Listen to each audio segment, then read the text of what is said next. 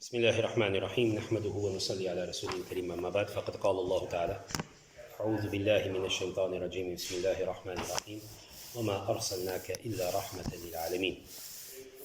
وعن أبي هريرة رضي الله عنه قال إن الناس يقولون أكثر أبو هريرة ولولا الآيتان في كتاب الله ما حدثت حديثا ثم يتلو الآية إن الله صدق الله إلى آخر الحديث إن الله وملائكته يصلون على النبي يا أيها الذين آمنوا صلوا عليه وسلموا تسليما اللهم صل على سيدنا ونبينا مولانا محمد وعلى آل سيدنا ونبينا مولانا محمد وبارك وسلم. Hoje, hadith número 98 e juntamente com o 98 também vamos fazer o 99 e o 100, porque são três ahadith que contemplam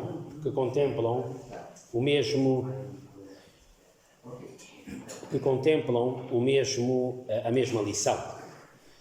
A lição é, nós já falámos de várias componentes da educação e do conhecimento. Imam Bukhari, rahimahumullah ta'ala, hoje fala sobre o conceito da memorização. Como sabem, naquela época, escrever era um luxo. Não havia caneta, não havia tanto papel. Aliás, o conceito da China que havia do papel, quem melhorou mais tarde este conceito do papel também foram os muçulmanos. Através dos seus cientistas, melhoraram. Na altura, o que se havia basicamente eram uma espécie de papiros, eram pergaminhos, eram coisas que escreviam-se em peles de animais. O conceito de papel, como nós hoje em dia temos, foi inventado, foi descoberto por cientistas na altura muçulmanos, árabes, persas, que conseguiram melhorar esta arte. Portanto, não era uma coisa que se tinha. Então, a melhor maneira na época para conservar, e se calhar e a melhor maneira que realmente existe para conservar é mesmo memorizando, decorando, sabendo de cor. E conforme eu já tínhamos explicado nas últimas aulas, quem realmente atingiu o melhor e a mais alta taxa de memorização foi Abu Huraira radiyallahu anhu. Expliquei-vos na semana passada, chamava-se Abdurrahman, aliás, tinha-se convertido sensivelmente a 3, 4 anos antes do profeta sallallahu alaihi wasallam falecer. Antes do profeta sallallahu alaihi wasallam, portanto, falecer, e conseguiu adquirir o máximo número de ahadith possíveis, ao ponto de tornar-se o memorizador que mais Alcorão tinha, que mais ahadith, que mais sobre a vida do profeta sallallahu alaihi wasallam tinha memorizado. E foi bastante importante na vida do Islão, muito importante.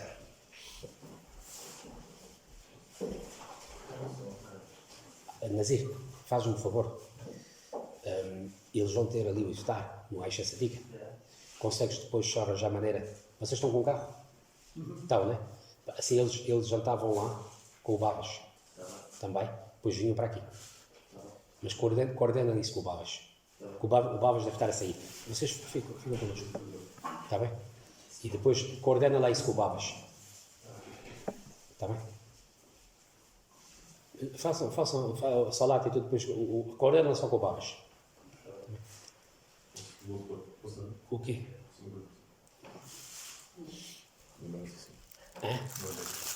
Exato. Tem nome? Não é bomba, pode? Não. Tudo bem, fica? Mulher, shukran. Salam alaikum. Ele vai agora falar, nós temos ali um jantar também ali, na Odivelas. Assim, vocês jantavam, depois voltavam para aqui. Está bem? Vocês jantam com ele. Ele já está a tratar disso. Mas depois voltam aqui outra vez para a oração. O Naz vai resolver isso. Está bem? Desculpem lá. A gente encontra-se no Isha. Está bem? A gente encontra-se no Isha. E então, a história, muitas das histórias eu já vos contei, da Abu Huraira. Ele era o sahabi que converteu-se a quase 3, 4 anos antes do profeta sallallahu alaihi wasallam ter falecido, e adotou uma vida de pobreza para poder estar com o profeta. Ele muito humildemente dizia que eu realmente estou a fazer isso, eu vivo com o profeta sallallahu alaihi wasallam, na realidade porque sou pobre, não tenho para onde comer, e então à volta do profeta eu consigo comer. Mas isso é humilde da parte dele.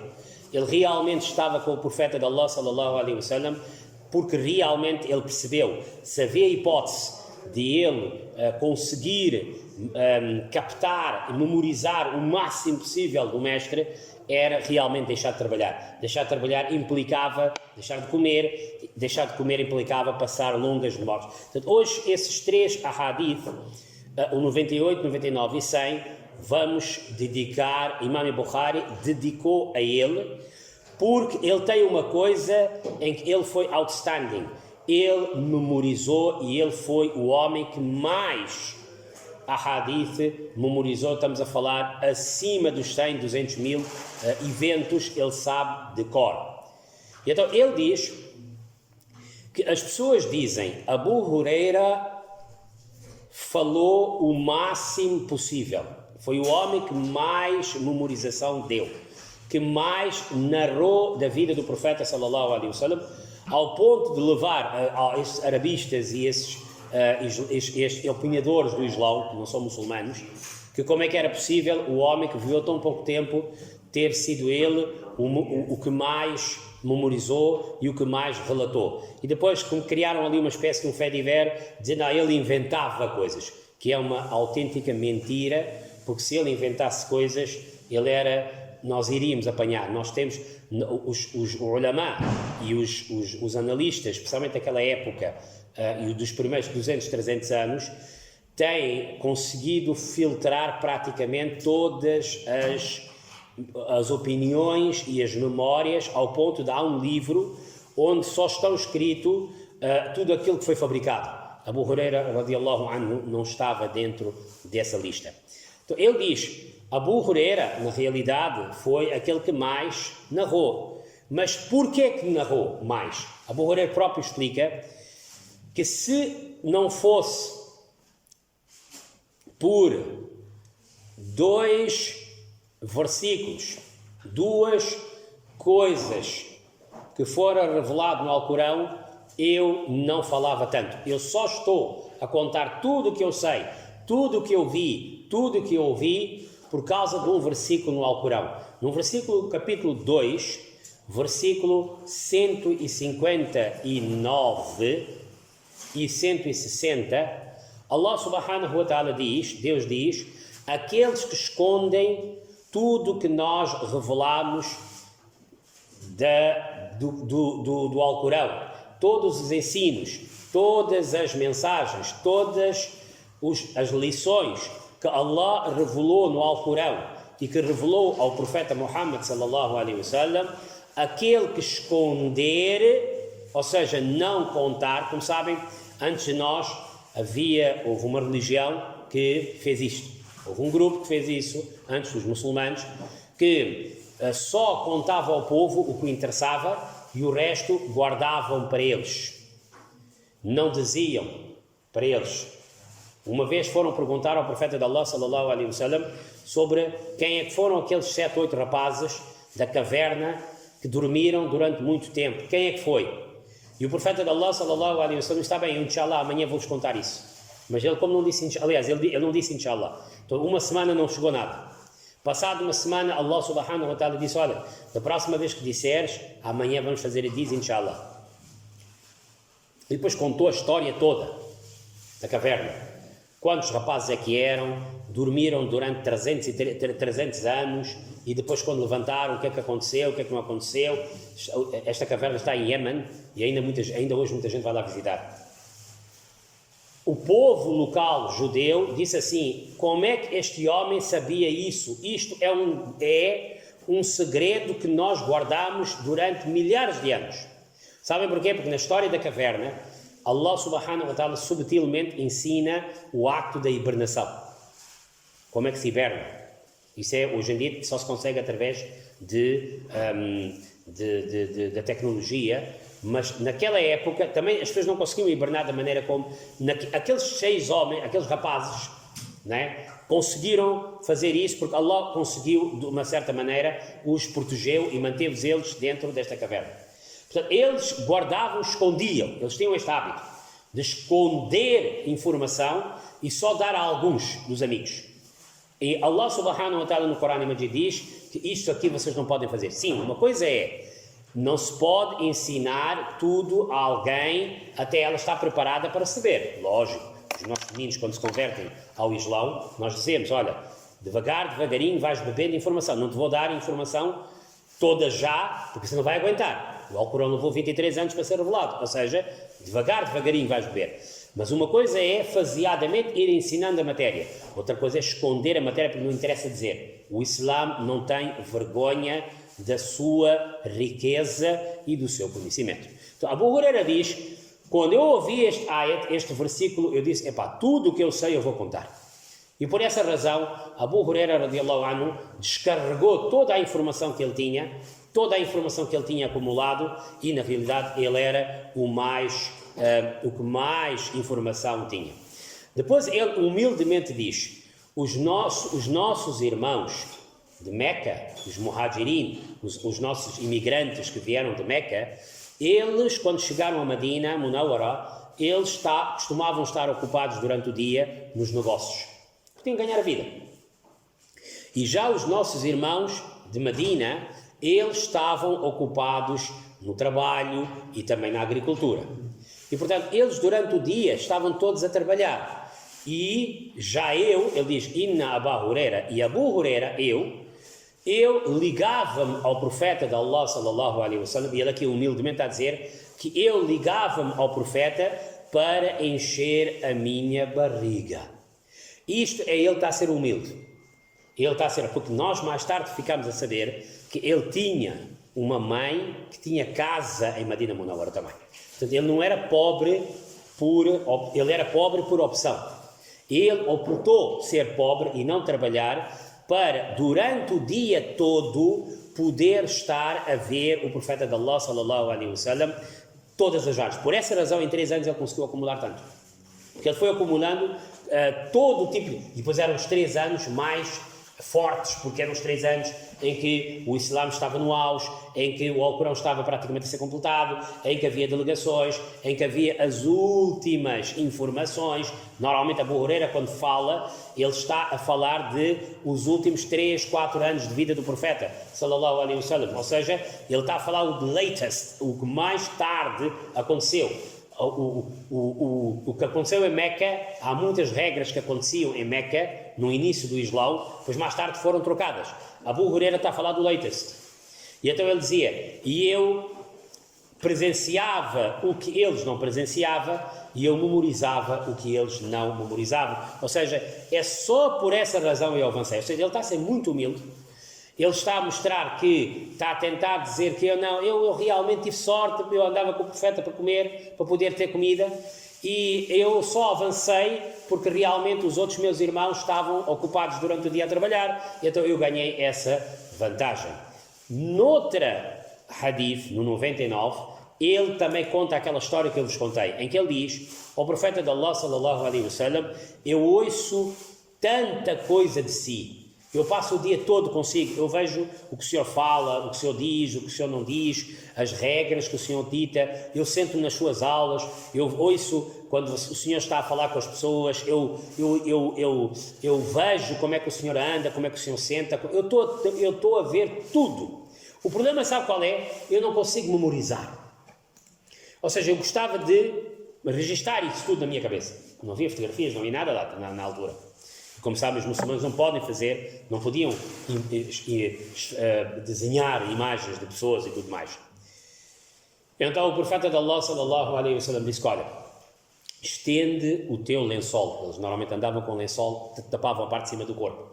A parte de baixo do corpo eles tinham um lençol, que funcionava como uma espécie de toalha, né? E parte de cima eles tinham ou uma camisa ou então um lençol que tapava o corpo, ou então uma camisa e em cima o lenço era para tapar a cabeça, porque era normal e comum andar com a cabeça coberta. Basta perceber que estavam no deserto, você não pode andar com a cabeça descoberta.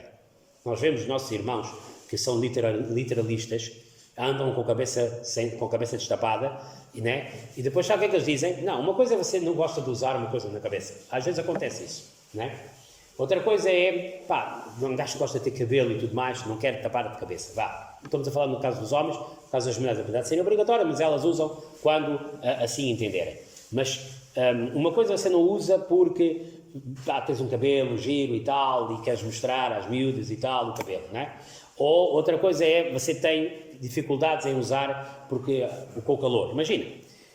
Outra coisa é dizer que é andar com a cabeça descoberta, fazer a oração com a cabeça descoberta e dizer que o profeta fazia. Porque isto é que é mais uma das coisas que os literalistas, né, aqueles todos alunos que foram estudar nas Arábias e tudo, vieram daí com aquele brainwash feito. Porque eles dizem, os indianos usam este chapéu, né? Este chapéu não existia. É verdade, não existia. Este chapéu que a gente usa, né, este chapéu que a gente chama topi, é muito parecido com aquele chapéu que os judeus também usam, não é? Sim, eles não usavam. Não há dúvidas, eles não usavam. Mas isto não quer dizer que eles andavam com a cabeça descoberta. Está a ver? O facto de naquela época, os árabes não usavam este chapéu, porque este chapéu é um sistema mais persa, é mais asiático. Tudo bem, os árabes não usavam, os árabes usavam o kalan sua. Kalan sua é uma espécie de gorro que tapa a cabeça toda, ok? E há um hadith em que o profeta sallallahu alaihi wasallam usou o kalan sua. Pronto, mas apesar de não ser a sua transmissão tem uma certa dúvida se realmente aconteceu ou não, mas nós temos registros que eles tapavam a cabeça. Se você não tapa a cabeça com esse tipo de chapéu, você de certeza absoluta tapava a cabeça com o lenço. E vocês pensam, era perfeitamente normal, ainda hoje, você quando vai para um país árabe, eles usam o lenço na cabeça, os homens também, para tapar do sol, para se protegerem do sol. E também para protegerem-se da areia, quando havia tempestades.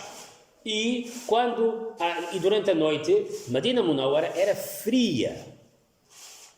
Portanto, se a gente for ver bem, tirando a época em que o profeta sallallahu alaihi wasallam estava de peregrinação, porque aí o profeta dizia, não põe nada na cabeça. O profeta dizia, não podes meter nada na cabeça, para os homens. O que é que isso mostra? Que os homens tapavam a cabeça durante o ano normal. E não temos um registro sequer que mostre que o profeta tenha feito uma oração com a cabeça destapada, como os nossos irmãos, alguns literalistas que estudam nos países árabes e tudo, ficam todos malucos, e para realmente, só para acabar com o chapéu indiano, fazem a oração sem chapéu, sem nada.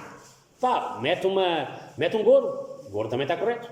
Ou mete um lençol, mete um lenço, se quiser. Mas quando a gente faz, por isso é que nós guardamos os nossos antepassados, adotaram esse conceito do chapéu, não é? Porque assim pelo menos estamos a fazer uma oração mais próxima dele, mais igual, porque o profeta sallallahu alaihi wasallam não fazia oração com o cabelo à mostra. Não era normal ele fazer isso. Ok? O Nabi Karim sallallahu alaihi wasallam diz a Abu Huraira, dá-me lá um lençol, dá-me o teu lenço. Estendo o teu lenço. Ele estendeu. Depois, Nabi Karim sallallahu alaihi wasallam encheu a mão e soprou na mão. O termo que se usa para a palavra é gharaf. Daí a palavra garafa vem daí. A garrafa chama-se garrafa, é uma palavra árabe. Porque a garrafa o que faz? Cobre e deixa alguma coisa entrar lá dentro. Então ele fez assim, soprou, encheu a mão, assim, fez uma espécie de, com as suas mãos, fez uma espécie de uma garrafa e depois pôs, portanto, em cima do lençol, soprou pelo lençol, ou então quase que com as suas mãos tocou no lençol e depois disse, agora leva este lençol e abraça este lençol. Quando ele fez isso, Abu Huraira radiallahu anhu diz que eu nunca mais esqueci um pormenor sequer. Todos os pormenores, tudo que eu via e ouvia, era quase que eu estava a gravar na minha cabeça. Isto mostra que o conceito de ruqya, de curandeiro, existe. Cura através de reza existe. Cura através de ler alguns versículos do Alcorão existe. O que não pode há aqui algumas condições. Número 1, a cura tem que ser feita por alguém qualificado, não pode ser um gajo qualquer. Número 2, tem que ser feito usando versículos do Alcorão, número 1, ou então receitas do profeta sallallahu alaihi wasallam, coisas que ele tenha ensinado. Ok? Ou, por exemplo, o versículo de 256, Ayat al-Kursi, capítulo 2, versículo 256, né? O profeta sallallahu alaihi wasallam recomendou: rezam isso nos vossos miúdos e sopram antes deles dormirem. Inshallah, Allah vai proteger eles. Só se estiver destinado a morrer, não há nada a fazer.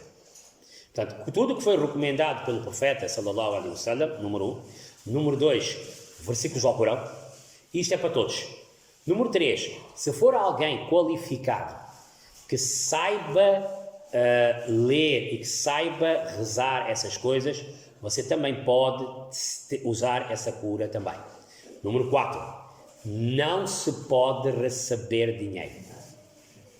Quando eu digo não se pode receber dinheiro, significa, você não pode dizer, olha, só te vou fazer esse tratamento se tu me pagares. Haram.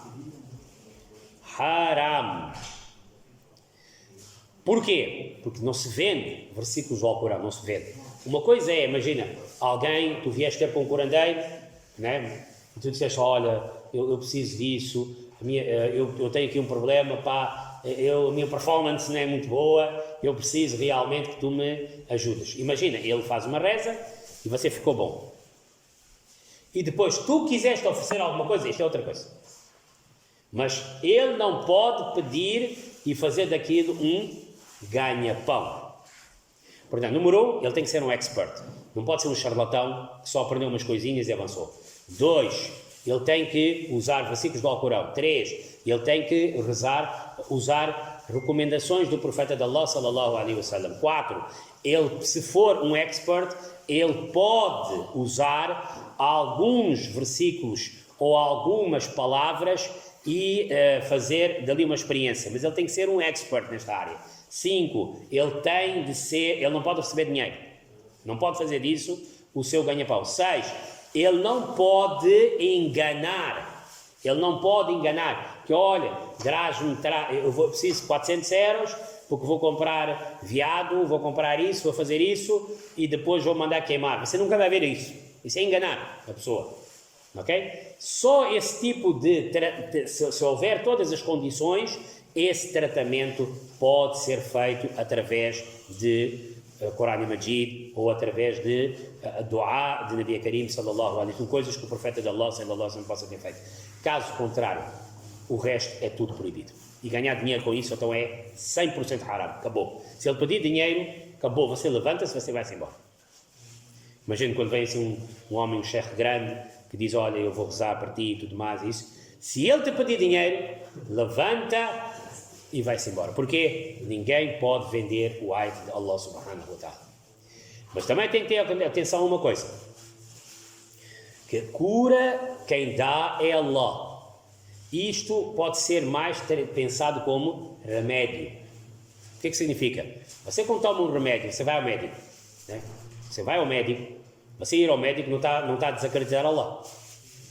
Então, há um curandeiro que faz, mas quando eu digo curandeiro não é aqueles charlatões. Estou a fazer uma pessoa que seja religiosa, piedosa e que saiba fazer isso. Ele também é um médico, mas é um médico espiritual. E o médico físico é um médico do corpo. Ir a um médico ou ir a um tipo de espiritual não tem mal nenhum. 2, receber um remédio, desde que seja como deve ser, dos dois lados, não tem mal nenhum.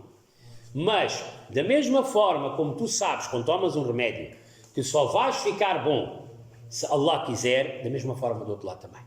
Porque o Benuron ou o remédio que o teu médico vai te dar não é 100% que vai curar. Não, é uma forma de tentar chegar à cura. Da mesma forma, os versículos que ele vai te dar para rezares e tudo mais, não são milagrosos no sentido 100% vão resolver, não. São uma forma de lá chegar. Aqui Nabi Karim sallallahu alaihi wasallam rezou e entregou, e Nabi Karim sallallahu alaihi wasallam próprio dizia, vai, leva isso, inshallah vai correr bem.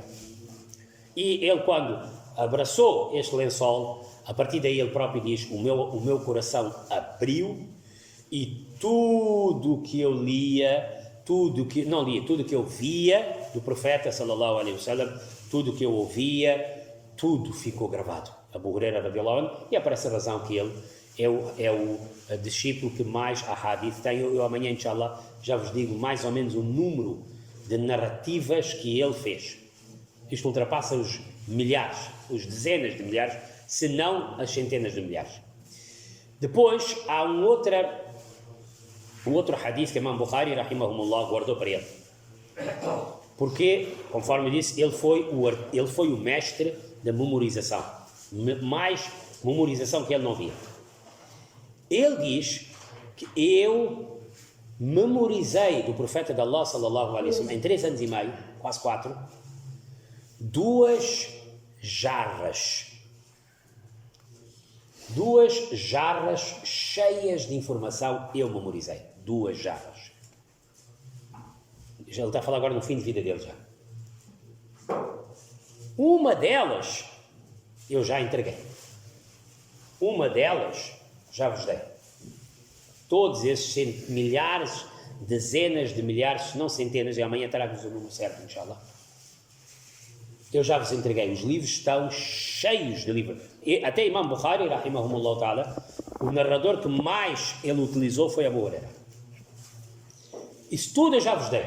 Ou seja, eu durante a minha vida, tudo que eu vi, tudo que eu ouvi, tudo que me foi mostrado a mim, na primeira pessoa, não é através de alguém que viu, não, na primeira pessoa, eu estive lá. Isso todos 3 anos que eu passei, 3 anos e meio que eu passei com o profeta de Allah, sallallahu alaihi wasallam, eu já vos entreguei. Mas já há uma segunda jarra, que se eu vos abrir, vocês vão cortar o meu pescoço. E aqui mostra que Abu Huraira, radiallahu anhu, percebeu o que o ayat lá em cima estava a dizer. O ayat em que Allah diz, em que Allah condena esconder informação, nós não podemos ser literalistas. Esconder informação, até vou contar tudo. Não. Há informação que não se pode dar a toda a gente. O que é que significa vocês iriam cortar o meu pescoço? Número 1. Significa que havia informação que era para alguns, não era para todos. Havia informação que as massas não aguentavam. Porque há coisas que você vai fazer, você imagina, você diz uma coisa, mas aquela pessoa, para perceber o que tu estás a dizer, tem que ter estudado uma série de anos para perceber isso. Se você vai dizer uma coisa dessas às massas, sabe o que é que vai acontecer? As massas vão dizer, mas isso é tipo, você vai ensinar algebra a uma turma de primeira classe. Os miúdos vão sair dali e dizer, mas o professor é maluco. Curiosamente, a algebra também é nosso. Jabir bin Hayyan é que tinha descoberto. Era um homem chamado Jabir bin Hayyan, né? Al-Jabair, por isso chamava-se Al-Jabair, que era o que ele tinha descoberto. E depois portugalizou-se algebra. Está a ver isto? São milhares. O Corão Majid abriu a ciência para os muçulmanos. Ao ponto de tudo que era grego tinha sido traduzido para árabe, naquela época, toda filosofia, Platão, foi traduzido para árabe. Os primeiros livros de filosofia, formato livro, foram os árabes que fizeram, porque eles aprenderam e depois escreveram tudo em árabe. Passado o quê? 70, 80 anos depois, Nabi Karim sallallahu alaihi wasallam já ter falecido. Um bocadinho mais, 100 anos lá. Por isso é que depois nasceram grupos filosóficos muçulmanos que se desviaram também do Corão. Porque eles foram começando a ler e depois foram começando a misturar, e então aquilo depois saiu um grande problema. Os Mu'tazilias, os Qadarias, os Jabarias, isso é tudo filosofia, isso é tudo grupos de escolas, pensamentos, não é jurisprudência, filósofos. Uns bons, outros malucos autênticos. Então, você se vai ensinar uma coisa dessas a uma turma de primeira classe, eles não vão aguentar, eles vão dizer, mas a gente não sabe o que é 1 mais 1. Você está a lhes ensinar agora álgebra. Portanto, o que Abu Huraira está a dizer que há informação e conhecimento que só pode ser ingerido depois de muita experiência. E se eu fosse agora a vos contar, vocês todos iam cortar o meu pescoço, porque vocês não iam perceber isso. Número 1. Número 2. Na área da espiritualidade, aquilo que a gente chama tasawwuf, que as pessoas conhecem como sufismo, o que vocês conhecem do sufismo é tudo o folclore que a gente vai vendo na televisão, que é aquelas danças e aqueles cânticos e tudo mais. O sufismo é muito mais do que isso. E é tão profundo, tão profundo, tão profundo, que se vocês forem ler, como por exemplo, há o livro que Imam Ghazali, rahimahumullah, escreveu, Ihya Ulumuddin. Ele escreveu profundamente sobre a espiritualidade, ao ponto de ainda hoje os salafis, os literalistas, eles dizem que Imam Ghazali não era muçulmano. Porquê? Porque há coisas que ele escreve lá que são autênticos coisas de 1001 noites. Coisas verdadeiramente abismais mesmo. Percebes? Coisas que são completamente... Nós quando lemos os livros de memórias dos nossos antepassados, dos nossos buzurucos, sabe? Há uma passagem de um buzuruco, só para... Agora só meter um bocadinho medo a vocês, só um bocadinho. Para vocês verem do que é que nós estamos a falar. É um mundo completamente diferente. Mas existe. Um senhor diz que o meu pai ficava em casa, dentro de um quarto fechado, toda hora. Um dia, sem querer, fui lá, bati à porta. Quando entrei, vi os membros do meu pai, braços, pernas e tudo, estavam separados e cada um estava em locais diferentes. Já viu isso? E então eu fugi, com medo. Mais tarde, depois quando eu voltei, o meu pai já estava igual, normal. Isto é um mundo completamente diferente. Abu Huraira diz, se eu fosse contar uma série dessas informações, vocês cortavam o pescoço, vocês diziam, você é kafir. Não, Zubillah, estás a falar o quê? Isto não existe.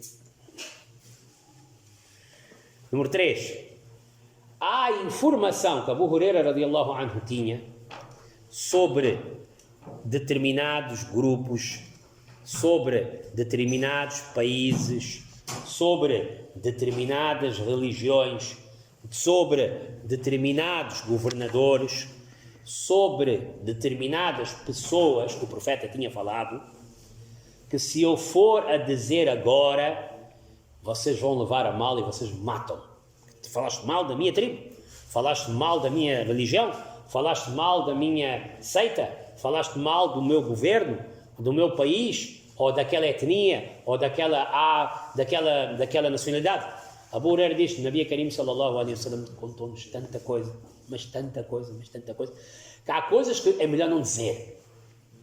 Como por exemplo, a Zayn Ali sabia que o Nabi Karim sallallahu alaihi wasallam tinha dito, Ali, o teu assassino há de vir com uma espada de persa, aquelas espadas tipo tortas, e ele vai-te bater aqui, pá, aqui. Abu Hazrat Ali não publicou, disse aí, sabes, ele disse-me isso.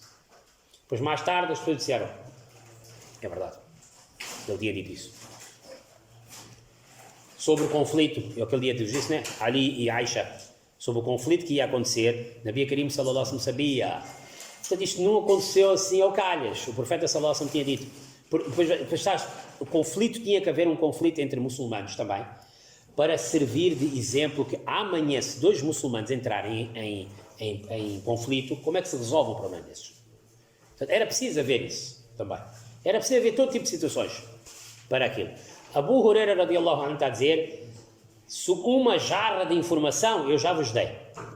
Mas a segunda jarra, se eu vos fosse a contar o que eu sei, vocês iam matar a mim, vocês cortavam o pescoço, número 1. Número 2, é informação que para a vossa fé vocês não precisam. Há coisas que não precisam, como por exemplo djinos. Os djinos, como é que funcionam? Não interessa. O que é que isso tem a ver com a tua fé? Não é? Tipo, a gente vai perguntar como é que os animais procriam-se? Você não quer saber isso para quê? Não tem nada a ver com a tua fé. Djinos é a mesma coisa. Como é que os leões vivem? Como é que os tigres vivem? Você não quer saber. Porquê? Não nos interessa. E eles até são visíveis. Porquê que a gente quer saber dos djinos? Não é? Isso é tudo aquela conversa de entertainment. Então, há coisas que não interessam a ninguém saber isso. Não interessa. E então Abu Huraira, radiallahu anhu, disse que isso mostra que ele, além de ter sido um excelente memorizador, ele, os 3 anos que ele viveu, os 3 anos e meio que viveu com o Nabi Karim sallallahu alaihi wasallam, fez a ele também um bom gestor e um bom sábio. Porque um sábio tem de saber como divulgar a informação e tem de saber em que sítio vai divulgar e para quem efetivamente vai. Nós devemos muito a Abu Huraira radiallahu anhu, que Allah encha o cabar dele, que Allah dê a ele Jannatul Firdaus e que Allah ilumine o cabar com muita luz e que nos proteja a nós e aceite as nossas orações. Wa akhiru da'wana alhamdulillahi rabbil alamin wa sallallahu ta'ala sayyidina Muhammad wa ala alihi wa ashabihi ajma'in. بسم الله الرحمن الرحيم. سلام على عباد الذين اصطفى، سلام على المرسلين. اللهم صل على محمد وعلى ال محمد